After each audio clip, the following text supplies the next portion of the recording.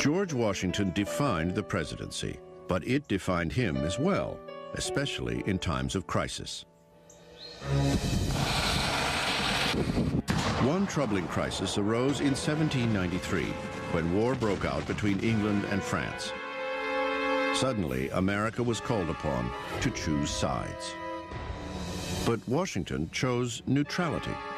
It was a decision that would come to haunt his successors. On the domestic front, however, Washington faced crisis head-on. One defining moment of the Washington presidency happens in his second term, and it's the Whiskey Rebellion.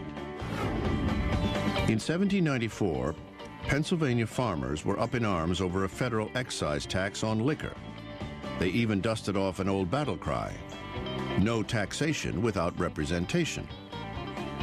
Washington's point of view was, wait a second, in 1776, we were rebelling against taxes that had been passed in London by the King and Parliament. But these taxes now, in 1794, these are passed in Philadelphia. That's the law of the land. You have to pay them. As the nation's first commander-in-chief, Washington personally mustered 12,000 volunteers to march to Pennsylvania. This show of force was all it took to put down the rebellion.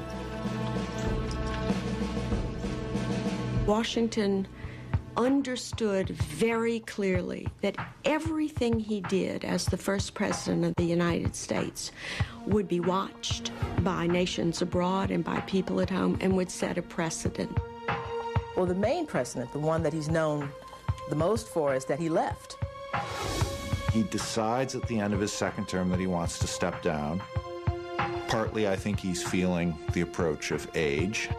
He's in his mid-60s. I think he also wants to teach the country a lesson in the passing on of power. And you wonder, for example, if somebody like Richard Nixon, say, had been our first president, would Nixon have stepped down? Grace is a knowing when to leave. Washington left after 2 terms. I think that was his finest moment.